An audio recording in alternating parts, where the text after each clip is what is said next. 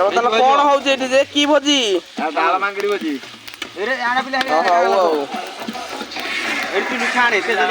ବର୍ତ୍ତମାନ ଏପଟେ ପରିବା କଟା ଚାଲିଛି। ଭାତ ବସିଛି। ଏପଟେ ଫେରେ ଆମର ଅଛି ଚିଙ୍ଗୁଡି।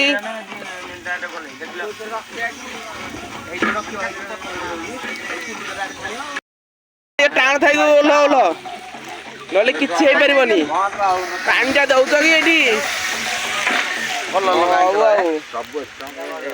ପାଣି ଦେଇଦେଲା କଲରଟା କେତେବେଳେ ଦବ?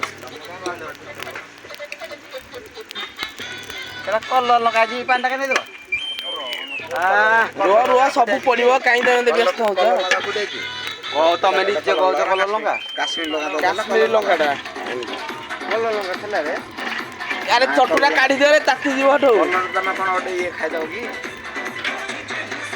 ନ ଖାଲି କଲର ଲଙ୍କାଟା ତରକାରୀଟାକୁ ଟେଷ୍ଟ ଦରକାର ତମର। ଟେଷ୍ଟ ଯଦି ହବ ତମେ ଆଜି ଦିପହରେ ଦେଲା ଡାଳ ମାଙ୍କଡି ତ ସେଥିପାଇଁ ଭୋଜିଟା ହଉଛି ଆଉ। ଆମର ଭଡାଟିଆ ରୋଷେଇଆ ବର୍ତ୍ତମାନ ରୋଷେଇ କରି କରି ବାଳ ଦାଢି ପାଚିଲାଣି।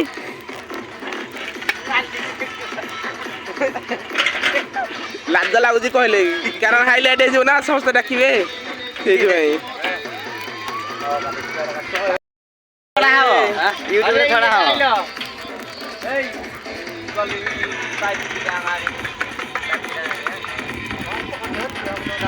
ପାଇବି କଣ ପକେଇବ ଗୋଟାକରେ ହବ କି? ଆରେ ତିନିଟା ଛୋଟିଆ ଛୋଟିଆ ପଥର ଥର ଦେବେ। ମସଲା ନଈରେ ପଡିଲା ବର୍ତ୍ତମାନ ଜରି ଫଟେଇକି ଅଧିକ ମସଲା ମସଲି ନାଇଁ ନାଇଁ ତରକାରୀ ଦିଅ। ମସଲା ଟା ଟିକେ ପଡୁ ଯେମିତି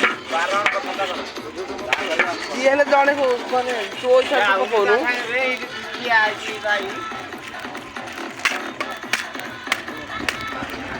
ଏଠି ଭଜା ମନ ଶୁଅ ନା।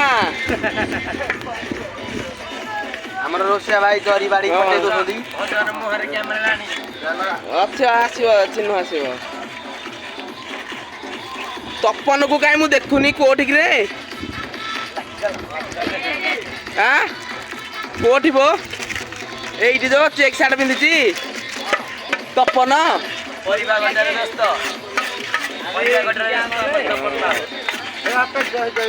ନାଇଁ ହବନି। ଡିଜେ ଇମ୍ଟେକ୍ସ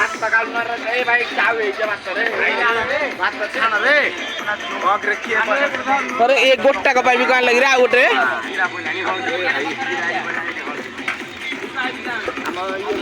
ଏ ଘୁଚ ଘୁଚ ଏଇଟା ଘୁଚରେ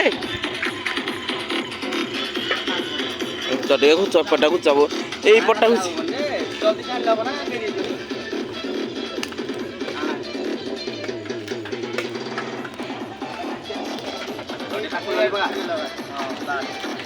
ଲାଗି ଲାଗି ପାଖକୁ ପାଖ ପକେଇ ଯେମିତି ରହିବ ତାପରେ। ହଁ ହଁ ଏମିତି ଛନ୍ଦେଇକି ପଡୁ।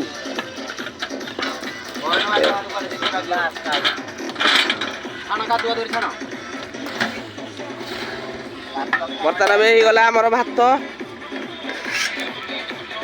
ଯାହାହେଲେ ବି 12ଟା ଖଣ୍ଡେ ହେଇଯିବ ଆଉ।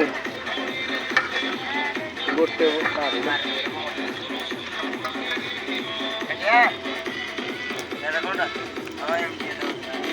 ଆମର ଏଇ ଏପଟେ ମସଲା କଷା ଚାଲିଛି।